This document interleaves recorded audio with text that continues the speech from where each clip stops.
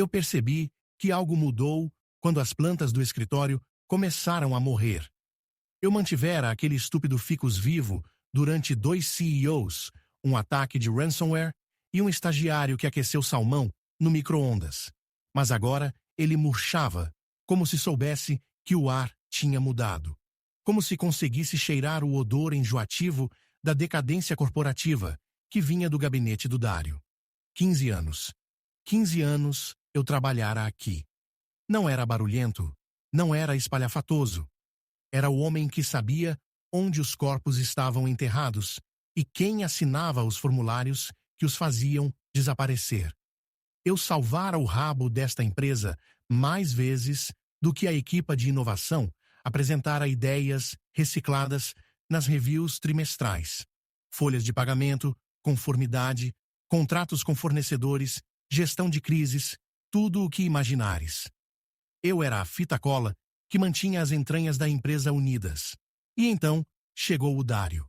Corte de cabelo de Vale do Silício, sorriso de vendedor de carros usados, ideias disruptivas que de alguma forma sempre envolviam despedir homens com mais de 40 anos e substituí-los por tipos do ISEG com camisas de botão iguais que tratavam todos por chefe. Ele entrou pela porta da frente com o seu latte de aveia e jargão do LinkedIn. E num mês já sussurrava ao ouvido do presidente como uma espécie de tênias corporativa. Clica em inscrever-se. E na hora certa, a gente volta para os seus fones. Um comentário com a palavra ouvindo e você já faz parte da tripulação. Bora continuar. O Dário começou a sua campanha com otimização. Essa era a sua palavra favorita. Nunca significava nada de bom. Começou a fundir departamentos que não deviam estar juntos, a cortar contratos de longa data com prestadores de serviços e a trazer a sua malta, que no final eram velhos colegas de um startup de tecnologia que faliu mais rápido que uma cadeira de jardim do chinês. A princípio, foi todo sorrisos comigo. És essencial, dizia ele, de mãos postas como um padre. Valorizamos os colaboradores com história. Eu sabia melhor. Ele não queria os meus conselhos, queria o meu acesso, o meu conhecimento institucional, os meus convites na agenda e as chaves do orçamento. Dei-lhe corda suficiente para fazer o seu PowerPoint brilhar, mas não o bastante para me amarrar com ela. Depois veio a erosão. Reuniões a que eu sempre assistira eram remarcadas sem me informarem. E-mails de que eu não era em cópia. Projetos que eu nutrira durante trimestres foram reassignados ao Tomás, que uma vez perguntou se os PDFs podiam apanhar vírus. Quando questionei a lógica, o Dário sorriu com todos os dentes e disse: a reimaginar a dinâmica dos workflows.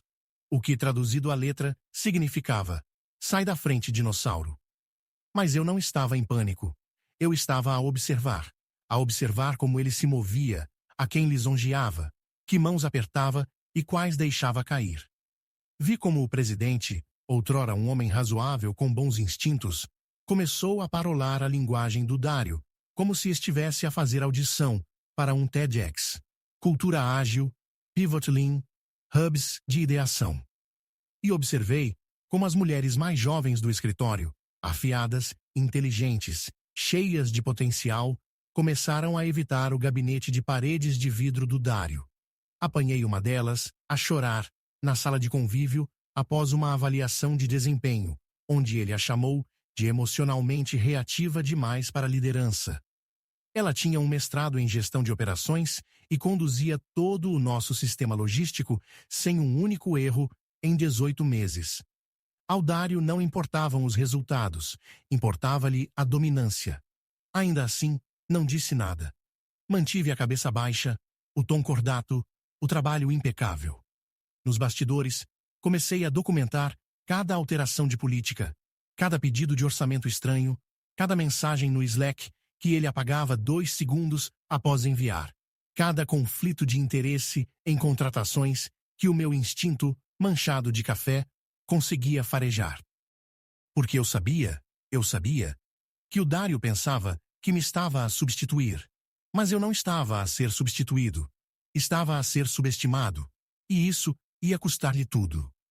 A primeira coisa que o Dario fez foi mudar os nomes dos departamentos. Não os reestruturou, não os simplificou, mudou-lhes o nome. De repente, a minha divisão de operações e estratégia passou a fazer parte do Growth Enablement. Que raio significa sequer isso?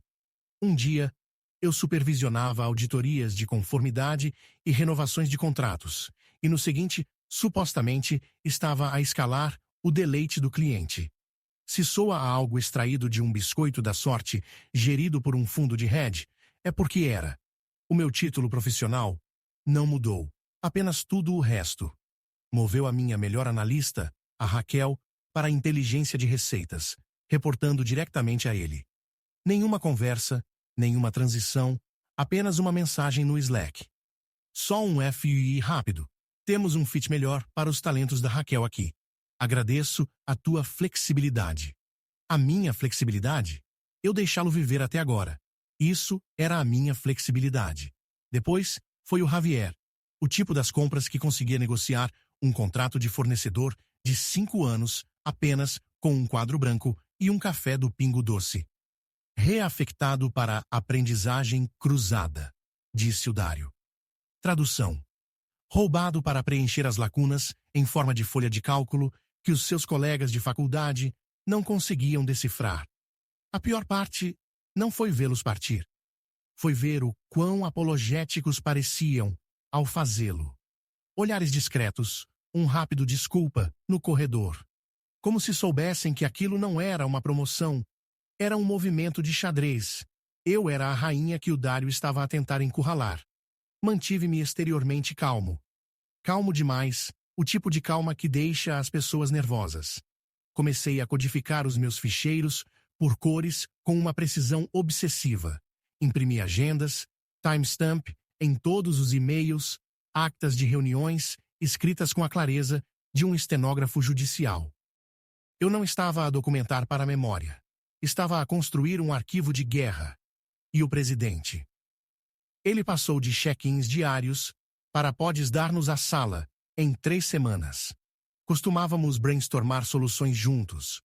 Resolver déficits orçamentais sobre bifanas no seu cantinho com vista para o Tejo. Agora, ele apenas acenava com a cabeça para qualquer jargão que o Dario despejasse sobre a mesa, como se estivesse hipnotizado pelo som da sua própria empresa a ser transformada num liquidificador de buzzwords. Num momento, tentei levantar uma bandeira vermelha. Apontei que o Dario aprovara despesas de catering para a gala que estavam 2,3 is acima do orçamento do fornecedor original. O presidente olhou para mim como se eu tivesse falado em holandês. Talvez te estejas a esquecer dos números, disse, a voz melosa, com uma paciência manufaturada. O Dario tem tudo controlado. Esquecer. Eu tinha as malditas facturas, literalmente. Mas, em vez de as atirar para cima da mesa, sorri, acenei com a cabeça e adicionei outra entrada ao meu dossiê em crescimento. Página 37. Tentativa de gaslighting, discrepância orçamental. 15 e 14. O sorriso do Dario só ficou mais branco enquanto ele talhava o meu território. Como um guaxinim, disfarçado de loafers e lanyard. A escavengar crédito por tudo o que mexia. Apresentou um dos meus modelos de workflow antigos, numa pré-apresentação, ao conselho, como uma inovação pessoal. Eu estava sentado mesmo ali. Ele nem pestanejou. O presidente bateu palmas, mas ainda sem raiva. Não visivelmente. Redobrei a aposta no desempenho. Cada relatório era impecável. Cada tarefa entregue a tempo. Respondia a cada insulto dele com a precisão educada de uma guilhotina. Os outros começaram a notar. Pessoas que costumavam passar a correr pela minha mesa começaram a abrandar. Alguns demoravam-se alguns segundos a mais. Um sussurrou. Aguenta firme, nós estamos a ver. Eu acenei. Mas não precisava de simpatia. Precisava de silêncio. O silêncio era melhor. Silêncio significava que eles não sabiam o que eu estava a fazer depois do horário. Com quem estava a falar, a quem estava a incluir discretamente.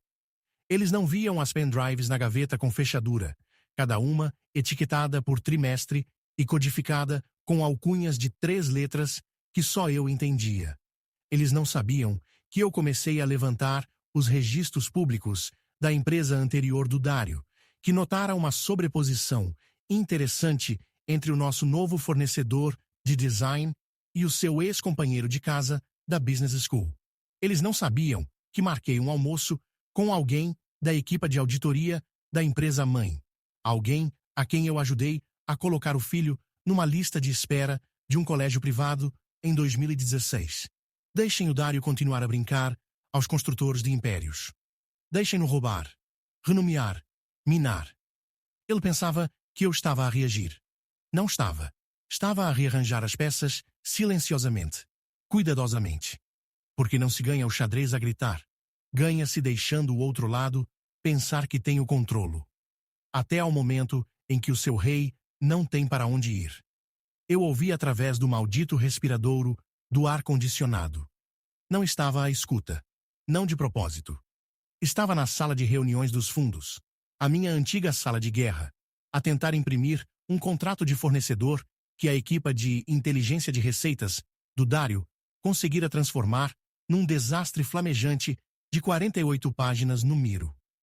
A impressora avariou, claro, e enquanto eu estava com os cotovelos mergulhados no toner e em palavrões, ouvi a voz dele a pairar através do respiradouro.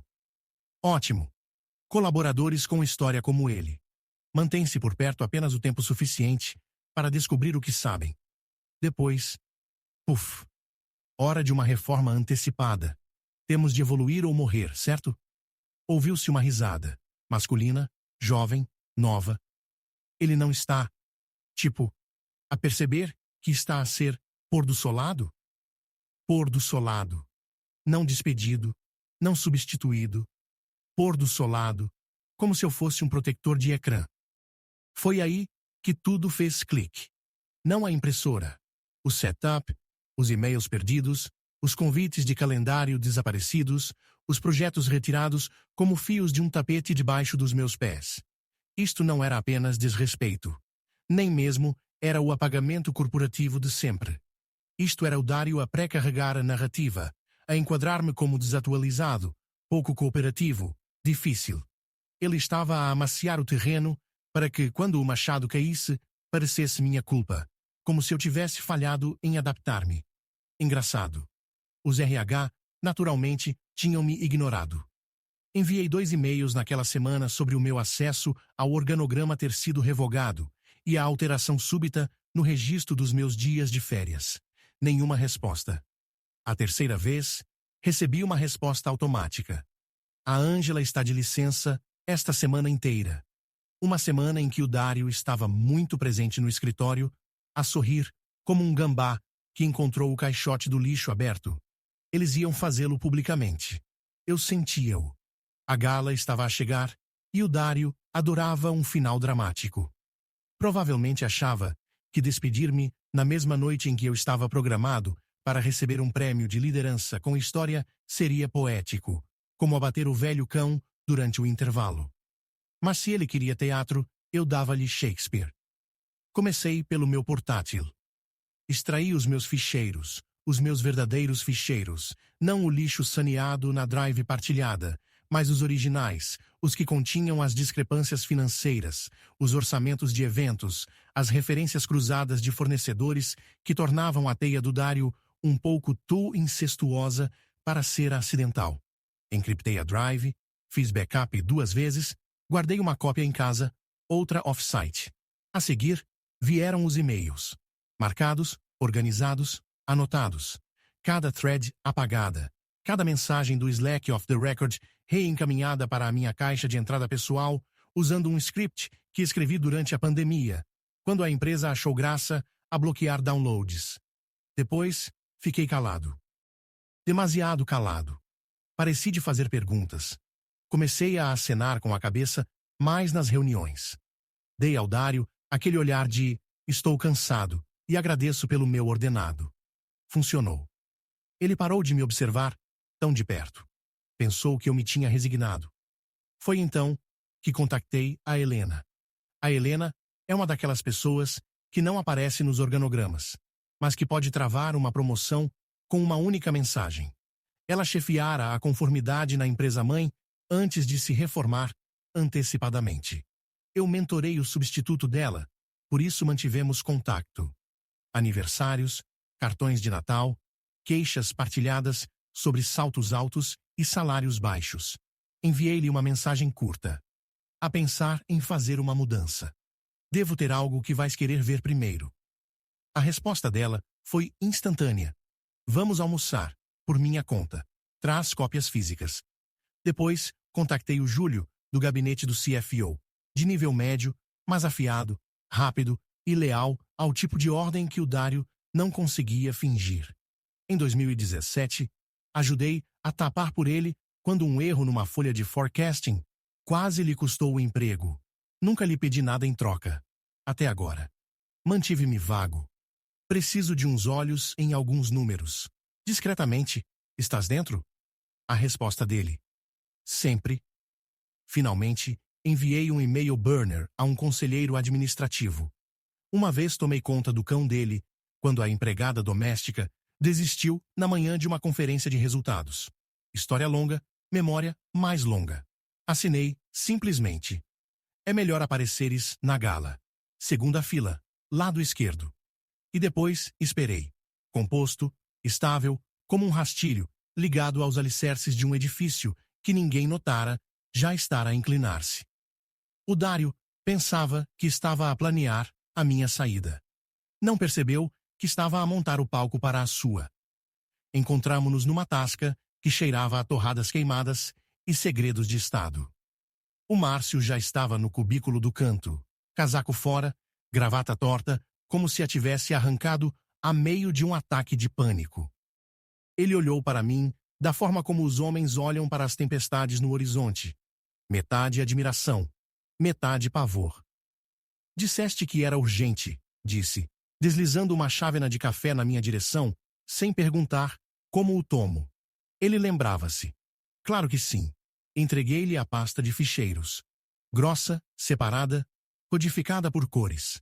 Era uma degustation, menu curada, da incompetência, do engano e do oportunismo do Dário, servida fria, com um lado de contabilidade forense. Jesus Cristo, sussurrou o Márcio, após 10 páginas. Continua, disse eu. Melhora por volta da página 34. É onde os contratos de fornecedores começam a ligar-se aos seus empregadores anteriores. Vais adorar as assinaturas. Muito familiares. Ele folheou mais rápido, parou, pestanejou. Espera, este tipo está a contratar a firma de consulting do seu próprio colega de casa. A ex-namorada dele dirige a empresa de catering, que nos cobrou 312 euros por convidado por Surf and Turf, num evento non-profit. Isso é o dobro do orçamento aprovado para a gala. Quase o triplo, corrigi, saboreando o café queimado da tasca como se fosse champanhe.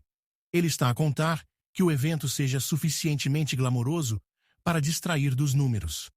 A maioria do conselho está demasiado ocupada a apertar mãos para ler a letra pequena. O Márcio olhou para mim, como se eu lhe tivesse entregado uma granada ativa e um manual em latim. O presidente sabe. Acho que ele sabe o suficiente para ser perigoso. O Dário tem-lhe alimentado uma narrativa. Carga histórica, sistemas antigos, cultura desatualizada. Ele está a comprar o pitch porque soa a progresso. Mas o Dário não está a inovar. Está a desviar fundos sob o disfarce de transformação. O Márcio exalou lentamente. Já começaste o teu endgame? Não respondi. Apenas empurrei a segunda pasta pela mesa. Mais fina, mais brilhante. Intitulada Plano de Contingência. Proposta de realinhamento de liderança. Tu não estás apenas a incendiar a casa dele, murmurou o Márcio. Trouxeste o blueprint para a reconstrução. Alguém tinha de o fazer. Já esbocei um modelo de reestruturação. Perturbação mínima. Corta na gordura. Restabelece a supervisão ética. A maior parte do conselho vai adorar, assim que perceber que não foi ideia deles. Tu vais apresentá-lo. Não eu. Não até ter de o fazer. Agora, sou apenas um gestor com história. prestes a ser homenageado na gala. Não quisera criar ondas. Ele riu-se uma vez. Amargo. Deus, eu esqueci-me, o quanto és aterrador quando estás calmo. Sorri. É quando deves começar a preocupar-te. Quando saímos da tasca, o céu já estava a ficar roxo com o pôr do sol, e o telemóvel do Márcio já vibrava, provavelmente a cruzar NIFs de fornecedores com divulgações internas. Ele não se despediu, apenas resmungou e afastou-se de carro como quem se dirige para uma guerra que não planeia perder. Em casa, acendi uma vela, não por drama, por ritual. Depois, finalizei o dossiê. Tudo o que eu estivera a reunir nos últimos 2 meses. O histórico de contratações do Dário e os seus associados conhecidos. Conflitos de interesse entre fornecedores, plataformas tecnológicas e consultores. Discrepâncias orçamentais ligadas à gala, despesas de viagem, retiros de formação que pareciam suspeitosamente como fins de semana de golfe. E-mails mostrando que as diretrizes foram escritas após a aprovação. Capturas de ecrã de conversas do Slack que se auto-apagaram, mas não antes de eu executar o meu scraper. Não era emocional. Não era mesquinho. Era clínico. Cada ficheiro tinha uma etiqueta. Cada etiqueta tinha uma data. Cada data tinha um número que ligava a um dos cortes de papel que o Dário fizera na confiança da empresa. E quando se somavam, contavam uma história. E essa história terminava com ele a sair, não a acenar, não a sorrir, apenas. Desaparecido. A última coisa que fiz naquela noite foi imprimir 2 cópias limpas do dossiê. Uma para o Márcio, outra para o CEO da empresa-mãe. Ele ainda não sabia que iria comparecer à gala, mas iria. A gala cheirava a desespero e champanhe acima do orçamento. Centros de mesa de cristal cintilavam sob candeeiros alugados. Um quarteto de cordas tocava um arranjo corporativo, sem alma, de Fleetwood Mac. Empregados de smoking serviam petiscos de lagosta a pessoas que se auto-intitulavam líderes de pensamento e que não tinham um pensamento original há anos. Vesti preto, não o preto de cocktail, não sequinado, decotado ou flirty. Não, vesti um preto executivo. Estruturado, limpo, discreto. O tipo de preto que se veste para salas de reuniões, funerais e golpes de Estado. As pessoas sorriram para mim quando entrei. Aquele tipo de sorrisos contidos que dizem: ouvi dizer que estás a sair, mas sou cobarde demais para o dizer em voz alta. Sorri de volta. Estava sereno, gelado, intocável. O evento era o bebé do Dário. A sua visão. A sua oportunidade de mostrar à empresa-mãe que ele conseguia elevar a marca, seja lá o que isso significasse. Ele estava por todo o lado, a posar para fotos, a apertar mãos com doadores, a fazer de MC como se estivesse a apresentar um programa de prêmios em vez de uma evisceração. O meu prêmio estava programado para o final. O lugar de reconhecimento de liderança com história. Reservado para a pessoa que todos fingem admirar, mas que secretamente acreditam ser uma relíquia, uma palmadinha cerimonial na cabeça antes de a empurrarem de um penhasco. E o Dário, abençoado seja, não conseguiu resistir ao drama. Eu estava de pé, nos bastidores, por trás da cortina de veludo, a reler o meu discurso uma última vez. Não que eu planeasse proferi-lo. Foi quando ouvi os sapatos dele. Loafers, couro barato, confiança emprestada de um título que não merecera. Ele aproximou-se como se fôssemos velhos amigos. Aproveita os holofotes, Vander, disse, a voz melosa. Porque é a última vez que está sob eles. Virei-me. Ele sorria, tão satisfeito consigo mesmo. Acabaste aqui. Acabei de tornar isso oficial. Os RH enviarão a tua papelada na segunda-feira. Não pestanejei. Não me encolhi. Apenas acenei. Oh, acrescentou ele. Eu aceitarei o prêmio em teu nome, mas sente-te à vontade para dizer umas palavras, fechar o ciclo e isso. A reviravolta final tá chegando. Enquanto isso, clica em inscrever-se e manda nos comentários seu momento favorito. Ou só ouvindo. Não quisera privar-te da tua grande noite, disse ele com um sorriso trocista. Virou-se e saiu com um ar superior por trás da cortina. Esperei 10 segundos, respirei fundo, alisei a frente do meu casaco, saí dos bastidores e caminhei direto para o centro do palco. A sala estava apinhada. Membros do conselho, clientes, doadores, funcionários. Flutes de champanhe congelados a meio do ar. O Dario a meio caminho do pódio, microfone na mão, uma confusão a cintilar por detrás dos seus olhinhos presunçosos. Agarrei no segundo microfone da anfitriã e sorri calorosamente. Boa noite, disse. Uma pequena correção ao programa da noite. Caiu o silêncio. Morto. Silêncio total. Até o quarteto de cordas parou a meio de uma nota. Aparentemente, continuei, com um tom leve como o ar. O nosso VP de Growth Enablement decidiu que eu estou, cito, acabado aqui, com efeito imediato. Ele quis que eu soubesse mesmo antes do discurso, o que achei um toque de simbolismo simpático. Uma ondulação percorreu a sala. Suspiros, cadeiras a moverem-se, o som de champanhe a ser pousado com muito cuidado. O Dario estava gelado, microfone ainda na mão, o rosto algures entre o e isto não estava no guião. E como ele agora trata também dos RH, acrescentei com um meio sorriso. Suponho que ele pensou que podia tratar disto também. Foi então que o vi, fundo da sala. O CEO da empresa-mãe.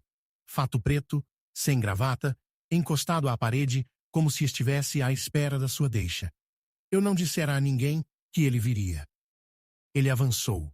Passou por doadores estupefactos, por executivos gelados, direto pelo corredor central, como se fosse dono do oxigênio na sala. O Dario recuou, claramente confuso. Tentou gesticular para o CEO, como se talvez pudesse explicar aquilo, com um aperto de mão firme e um jargão do LinkedIn. Mas o CEO nem sequer olhou para ele. Caminhou diretamente para mim, pegou gentilmente no microfone da minha mão, virou-se para a sala e disse: na verdade, o Dario é que está acabado aqui. O chão cedeu. Alguém suspirou. Outra pessoa deixou cair uma taça. O Dario ficou simplesmente ali, de boca aberta, sem guião, sem plano B. Fiquei de lado, calmo, centrado, focado. Deixei o CEO falar. Deixei o conselho sussurrar. Deixei a sala inclinar sobre o seu eixo. Eu fizera o que viera a fazer. O momento não foi ruidoso. Não foi zangado. Foi apenas preciso. E a noite só estava a começar. Os segundos após o CEO falar estenderam-se como melaço, sobre vidro partido. Na verdade, o Dario é que está acabado aqui. Essa frase ecoou pelo salão de baile como uma bala feita de gelo. Quase se podia ouvir o oxigênio a ser evacuado dos pulmões das pessoas. Copos pausados no meio de um brinde. Garfos pairando no ar. Alguém na parte de trás tossiu, como se fosse o único som restante no mundo. O Dario não se mexeu. Pela primeira vez, desde que ele entrou arrogantemente pelas nossas portas, com o cabelo gelado e a pasta vazia, parecia pequeno, não derrotado, nem sequer zangado, apenas confuso, como um Golden Retriever que entrou acidentalmente no casamento errado. O CEO virou-se para mim. Apenas um relance. Ele dirigiu-se à sala. Gostaria de agradecer ao Vander por 15 anos de serviço incomparável e gostaria de me desculpar por a sua dispensa não ter sido nem autorizada nem apropriada.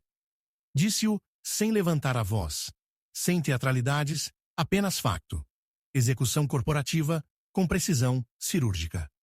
Conseguia sentir o sangue a correr para as pontas dos meus dedos. Não de medo, de adrenalina. A reabilitação é um tipo estranho de euforia, não quente, não celebratória, mas como clareza com presas. O Dario finalmente encontrou a voz.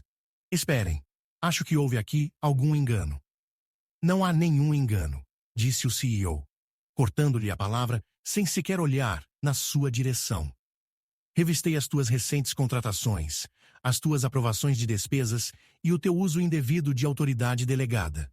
O teu contrato está terminado com efeito imediato. Por favor, devolve o teu crachá e propriedade da empresa antes de sair esta noite. O esta noite caiu como uma bofetada. Ele não disse segunda-feira. Não disse vamos marcar uma conversa. Ele disse agora. Numa gala de black tie, em frente ao conselho, aos doadores e aos empregados que serviam coquetel de camarão. A segurança não entrou a correr. Não precisavam. A pressão do silêncio era suficiente. O Dario abriu a boca novamente. Depois fechou-a. O seu rosto alternou entre lutar ou fugir, mas não conseguiu decidir-se por nenhum. Um momento depois, virou-se, sem contato visual, e caminhou rigidamente em direção à saída. Ninguém aplaudiu. Ninguém o parou. O CEO devolveu-me o microfone. O palco é teu, se ainda o quiseres. Olhei para a multidão. Os seus olhos estavam em mim agora, não como uma relíquia ou um placeholder, mas como algo mais difícil de definir. Algo que eles não esperavam que sobrevivesse à purga, muito menos que ficasse de pé acima dos escombros. Levantei o microfone. Eu tinha um discurso, disse, com um sorriso fino. Envolvia algumas memórias carinhosas, alguns agradecimentos e uma metáfora cansada sobre passar o testamento. Acho que já ultrapassamos tudo isso agora. Algumas risadas dispersas, nervosas, mas reais. Por isso, em vez disso, continuei. Direi apenas isto. Liderança não é sobre volume ou espectáculo, ou rebrands chamativos e galas inchadas. Olhei para fora, deixei o meu olhar passar sobre os membros do conselho, os executivos, os funcionários que costumavam sussurrar, aguenta firme nos corredores. É sobre mordomia, é sobre saber onde estivemos e ter a coragem de levar isso para a frente sem vender a base. Essa base ainda está aqui. Eu ainda estou aqui. Depois, dei um passo atrás. Não dramaticamente. Não com os olhos cheios de lágrimas, apenas o suficiente para os deixar digerir. Deixá-los sentir a mudança tectônica que acabara de ocorrer debaixo dos seus pés caterizados. O CEO acenou com a cabeça uma vez. E então veio o aplauso. Não educado, não forçado. A crescer lentamente. Começou no lado esquerdo da sala. O Júlio das Finanças, o protegido da Helena, uma das chefes de projeto júnior. E depois espalhou-se como fogo. Não sorri. Não me curvei. Não precisava. Porque eu não tinha apenas sobrevivido ao golpe do Dario. Eu reescrevera todo o seu livro de jogadas. E o próximo ato era meu. O Dario chegou a meio caminho das portas duplas, antes que o seu ego o alcançasse. Ele virou-se, com o rosto vermelho e inchado, a voz a tremer o suficiente para atrair o pânico por baixo de toda aquela confiança performativa. Isto é um mal-entendido, ladrou, gesticulando como se estivesse a marcar uma falta num jogo de recreio. Isto é político, isto é retaliação. O CEO nem pestanejou, simplesmente meteu a mão no bolso interior do casaco, puxou de um envelope de papel pardo e abriu-o como se estivesse à espera exatamente desta birra. Pensei que pudesses tentar isto, disse. Calmo, limpo, clínico. Por isso, permite-me ler apenas um parágrafo da revisão interna que conduzimos. Desdobrou a primeira página, limpou a garganta e falou com todo o calor de uma guilhotina. Página 9, secção 3. O vice-presidente em questão autorizou a realocação de fundos, totalizando 472,84 euros para um fornecedor registrado em nome de um ex-associado de negócios, sem divulgação adequada ou supervisão do Conselho e em violação direta do Protocolo Fiscal 11B. A sala ficou em silêncio novamente. Alguém suspirou, provavelmente de jurídico. O CEO dobrou a página, deslizou-a de volta para o envelope e acenou com a cabeça para trás. Segurança, disse. Não ladrou, não gritou, apenas disse. E dois homens de polo preto saíram dos bastidores como se o universo tivesse ensaiado este momento com antecedência. O Dario olhou em volta como se alguém se pudesse levantar para o defender. Ninguém o fez. Ele virou-se para o presidente, o seu ex-aliado, fantoche, escudo. Mas o presidente parecia pálido, as mãos crispadas na toalha da mesa, os olhos baixos, como um homem a ver a sua própria carreira a sangrar em frente a uma multidão. O último suspiro do Dario foi patético. Estamos mesmo a fazer isto aqui? Na frente de toda a gente? A voz dele rachou nas bordas. Vocês nem sequer. Isto não é processo legal. O CEO nem sequer levantou os olhos. O teu crachá, Dario. E foi isso. A segurança não o manuseou brutalmente. Apenas o escoltou, um de cada lado, como guardas de desonras cerimoniais, num funeral muito silencioso e muito público. As portas fecharam-se atrás dele com um sussurro suave. Então, o ruído começou. Não aplausos, não murmúrios. A primeira onda foram os membros do conselho a afastarem as suas cadeiras. Alguns dirigiram-se ao CEO, outros a mim. Metade parecia furiosa. A outra metade parecia ter acabado de ver a segunda vinda da responsabilidade fiscal. Vander, precisamos de falar. Por que não trouxeste isto para a frente mais cedo? Quem mais sabia? Mantive a voz baixa, medida. Disse a mesma coisa a cada um. Levei isto às pessoas certas, na altura certa. Alguns respeitaram isso, outros odiaram-no, mas nenhum pôde argumentar contra isso. Eles tinham o dossiê agora. O Márcio distribuíra-o, como hóstias, no fundo da sala. Página após página de documentação, históricos de fornecedores, referências cruzadas, de contas bancárias, registros do Slack, que tinham sido apagados, mas arquivados através dos meus fail-safes. Nenhuma emoção, apenas factos, apenas matemática, apenas recibos. Não me glorifiquei, não me desculpei. Deixei o silêncio fazer o que o silêncio faz melhor. Prender as pessoas no eco das suas próprias escolhas. O presidente tentou abordar-me uma vez. Afastei-me antes que ele chegasse a 5 metros de distância. Não porque estivesse zangado, porque estava feito. Ele ficara parado, enquanto o Dario desmantelava a ética da empresa, tijolo a tijolo. E agora queria absolvição, um aperto de mão. Ele podia reformar-se com a sua pensão e a sua culpa. Essa era a sua recompensa. Eu queria paz e talvez um banho demorado. A hora que saí do salão de baile, os meus sapatos eram silenciosos no tapete. O tipo de silêncio que sabe a justiça. Não vitória, não vingança, apenas alinhamento. Os escombros atrás de mim já não eram meus para gerir. Deixem os fatos resolvê-lo. Eu tinha outros planos. O e-mail saiu na segunda-feira, às 7h06 da manhã. Assunto: atualização de transição de liderança. Texto: com efeito imediato, o presidente Rui T. Wilkins afastar-se-á das suas funções, devido a estresse relacionado com problemas de saúde. Agradecemos os seus anos de serviço. Estresse relacionado com problemas de saúde. Tradução: ele viu o navio a inclinar-se e saltou, antes que afundasse com ele, na cadeira de capitão. Não houve comunicado de imprensa, nenhuma montagem fotográfica, apenas um silêncio súbito onde o seu calendário costumava estar, e uma remoção discreta da sua placa identificativa do diretório executivo.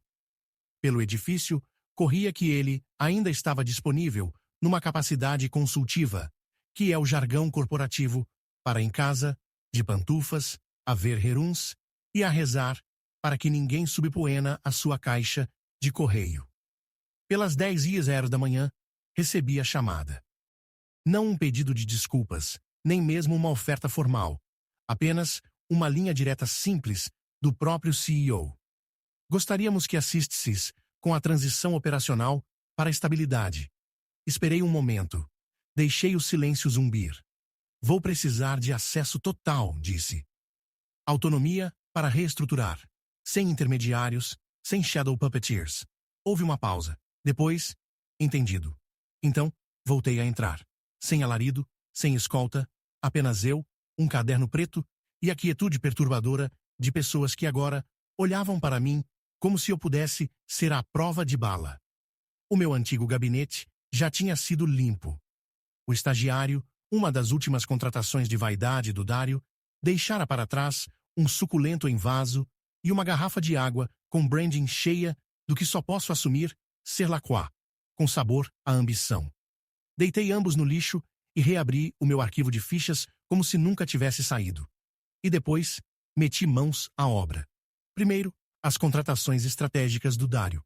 Uma por uma, puxei os seus ficheiros, revi qualificações, rastreei trilhos de faturas, cruzei cronologias.